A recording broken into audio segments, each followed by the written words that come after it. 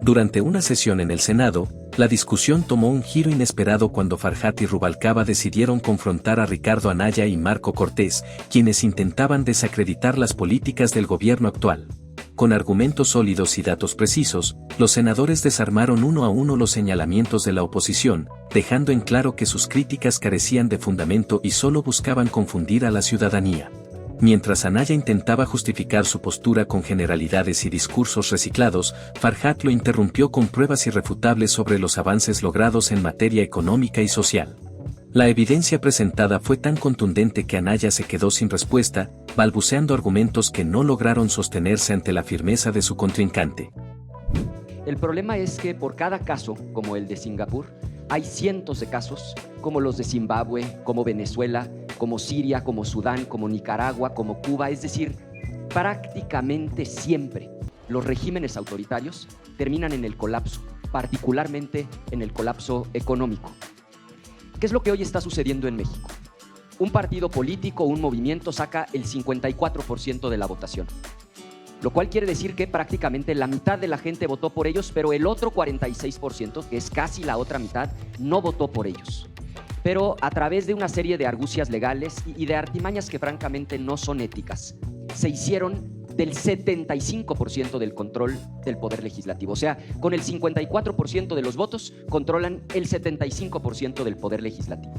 Con ese control promueven una reforma judicial. Entonces ya no solo tienen el control del poder ejecutivo, ya no solo tienen el control del poder legislativo, sino que ahora ya también van, y esto se va a materializar en junio, por el control total y absoluto del poder judicial. ¿Y qué quedaba todavía fuera de su control? Pues los organismos constitucionales autónomos. Y hoy estamos justamente discutiendo las reformas que derivan de la desaparición de este organismo autónomo que era el INAI.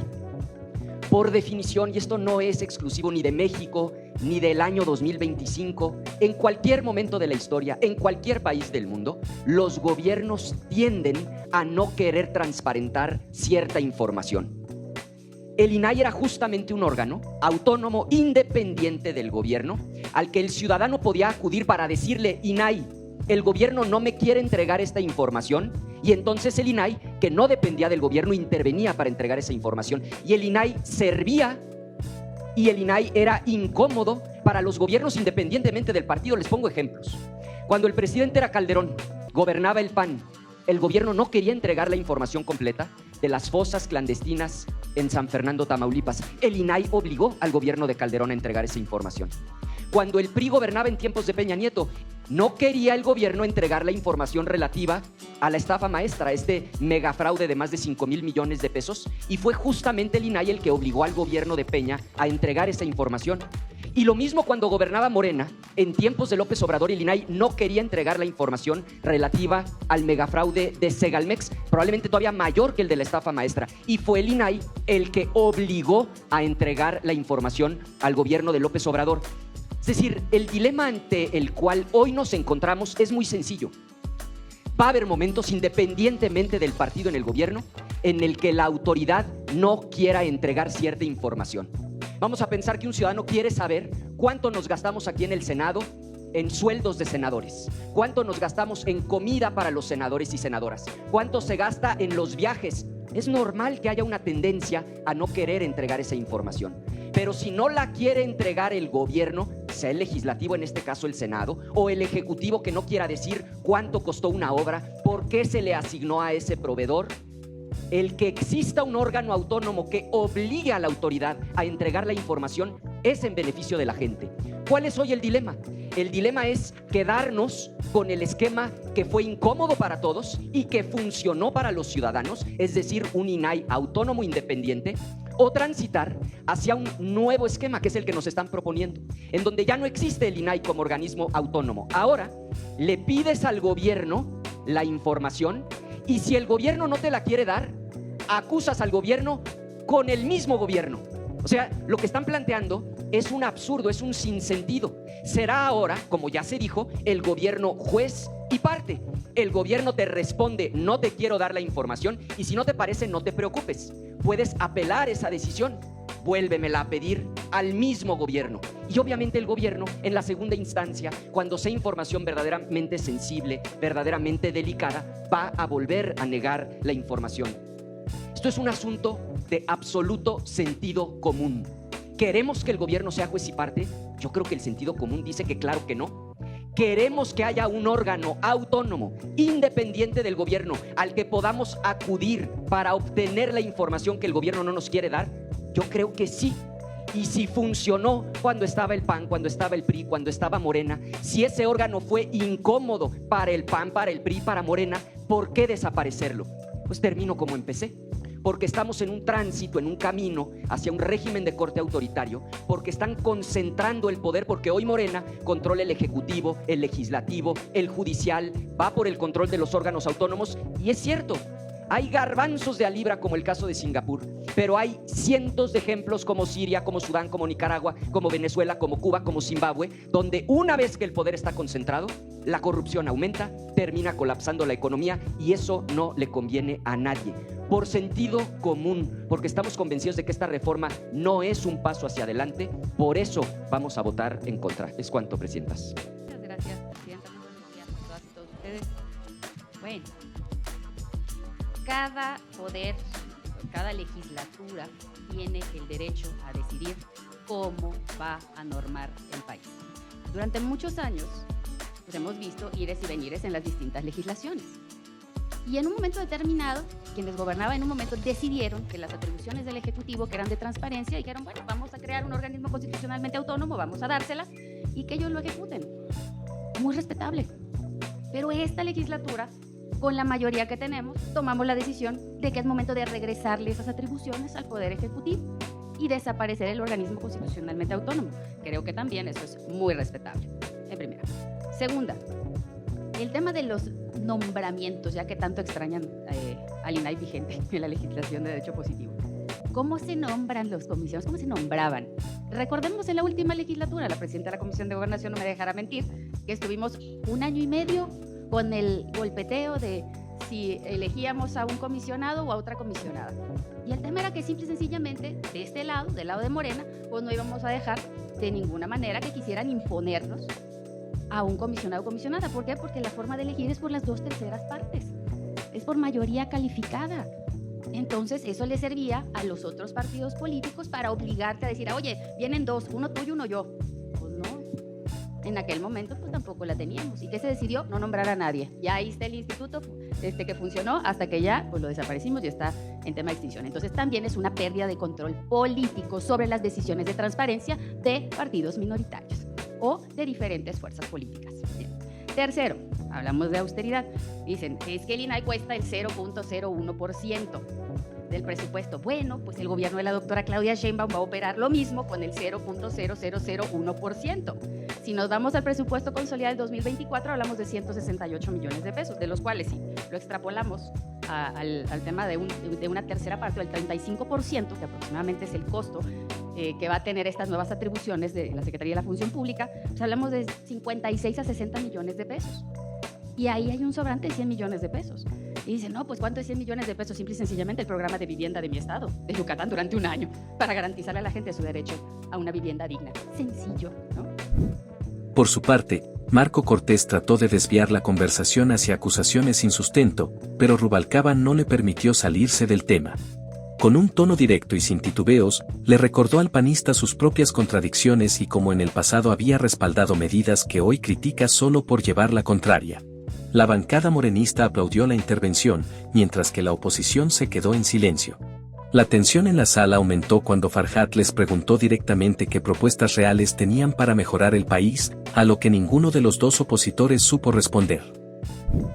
Por otra parte, la nueva legislación que le va a aplicar, que vamos a aprobar y que le va a aplicar al Poder Ejecutivo, si ya la leyeron, es extremadamente garante y además lo que se consideraba datos abiertos y se dejaba abierto, hoy lo menciona y lo dice tal cual la legislación. Por ejemplo, en el caso de hidrocarburos, te dice que tienes que mostrar hasta la lista de personas que se entrevistaron con funcionarios que tengan atribuciones para dar o asignar algún tipo de concesión o algún tipo de permiso. Ya está establecido aquí.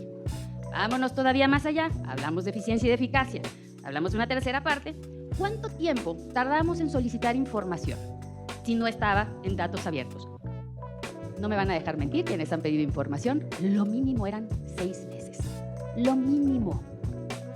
Ustedes pueden, también quienes nos siguen a través de las redes sociales, pueden irse al capítulo 7, desde el artículo 88 al artículo 101, y contabilizar los días. Que ahí está, que te llevaría un proceso completo. La sumatoria son 64 días, redondeémoslo a 65 días. Y si en 65 días no te contesto, entonces judicializas. Pero ya ganaste ahí 4 meses. Entonces, austeridad con eficiencia y además con una reglamentación, con una norma que te va a garantizar el funcionamiento de un instituto. Entonces, no es solo un tema de austeridad, y de verdad qué pena que lo minimice la fracción del PAN. Me da mucha pena, porque bueno, pues ya sé que estaban acostumbrados a gastar manos llenas, pero pues ahora las cosas son diferentes y simple y sencillamente es una decisión, al igual que la tuvieron en otros partidos en otros momentos. Hoy nosotros la tenemos y esa es la decisión que estamos tomando y por lo tanto también es respetable. Muchas gracias.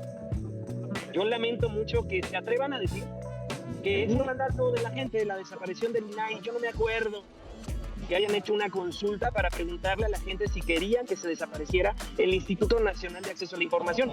Lo que sí me acuerdo y siempre les voy a recordar es que en el Senado de la República el régimen morenista con sus aliados no ganó la mayoría calificada. Burlándose del voto popular, la compraron, la cooptaron, pero no fue con el voto de la gente que hayan podido destrozar el Poder Judicial, desaparecer el INAI y generar lo que hoy están haciendo, que es un hiperpresidencialismo. Presidenta, con todo respeto le digo, es falso que el régimen morenista no oculte la información. A ver, López Obrador, desde que estaba de jefe de gobierno en la Ciudad de México, declaró reservada la información de la construcción del segundo piso. Declararon reservada la información del Tren Maya y del AIFA, y todas las solicitudes de acceso a la información que se presentaban se la acaban diciendo que no existía la información. La total opacidad es una de las características de los gobiernos del régimen morenista, y por eso, por total convicción y absoluta congruencia, nuestra votación en esta reforma va a ser en contra, porque así lo hicimos cuando desaparecieron el INAI. Ustedes están haciendo, amigas y amigos, y es muy grave lo que dicen, que si esta reforma estuviera en otras manos o en otro gobierno, a lo mejor podría ocurrir lo que nosotros estamos señalando. Fíjense lo que están diciendo. O sea, digo sin conceder, si este fuera un gobierno honesto, entonces esta reforma no podría ser mal usada. Pero si este fuera un gobierno deshonesto, que lo es, entonces sí es una reforma peligrosa, porque no van a transparentar absolutamente nada y se va a prestar a la total opacidad y corrupción. Porque acuérdense ustedes, en el arca abierta hasta el justo peca, y en la absoluta opacidad, pues va a haber una absoluta corrupción, y eso es lo que están haciendo. Y son varios puntos en concreto por los que nosotros votaremos en contra y además presentaremos nuestro voto particular. Primero, por la concentración de poder que ustedes están haciendo, por trasladar las funciones del INAI que desaparecieron ahora a un ente del Ejecutivo, porque además este ente del Ejecutivo lo nombra directamente el titular del Ejecutivo Federal sin pasar por ningún control parlamentario. Con esto que están haciendo, lo único que van a provocar es que haya más opacidad. Va a haber un conflicto de interés porque van a ser juez y parte, porque ahora el INAI ya va a ser un órgano de transparencia carnal, así como ya tiene su fiscal carnal, ahora el órgano dependiente del gobierno de transparencia va a ser el órgano carnal. Y como van a ser juez y parte, pues obviamente el empleado de la presidenta, en este caso, va a cubrir todo y no va a transparentar nada. Esa va a ser su función. No va a ser atender las solicitudes de transparencia de la gente, va a ser cubrir la corrupción de todo el gobierno. Y por eso tienen un claro conflicto de interés, porque serían juez y parte. Yo a ti, gobierno, te pido que me des la información de tu gestión, cómo te estás gastando el dinero, y tú mismo es el que me la das, o decides si me la das, o si negaban tener la información, ahora, pues simplemente sin tener un órgano autónomo, no solo van a negar tenerla, ni siquiera van a atender las solicitudes de acceso a la información. Y por si fuera poco... Tiempo, senador. Se ha agotado su tiempo. Perdón, presidenta. Ya se está agotando su tiempo, a favor de concluir. Claro que sí, concluyo con mucho gusto. van a vulnerar la privacidad de los datos, de los requisitos que se ponen para poder solicitar información. Anteriormente, cualquier ciudadano, sin ni siquiera poner sus datos personales para no exponerse a sí mismo o a su familia, podía solicitar información. Ahora lo que van a hacer es que a la gente le dé miedo también, solicitar información por represalias, porque haya persecución, como es un gobierno de corte dictatorial que genera, obviamente, persecución. Por todas estas razones, mi voto y el del Grupo Parlamentario de Acción Nacional, como lo ha anunciado nuestro coordinador, será, por supuesto, en contra. Es cuanto, Presidenta, y muchas gracias por su... Quiero reiterar el compromiso no solo de los representantes populares de Morena, sino de varios actores que estamos comprometidos con el principio de legalidad. Y es bajo esas reglas, bajo esas leyes ya establecidas, que quienes hemos transitado en la lucha hemos aprendido a luchar incluso contra el mismo sistema. Y estamos aquí porque todo aquello que podamos transformar y que podamos cambiar para que derive en un beneficio mejor para la población, hemos de hacerlo.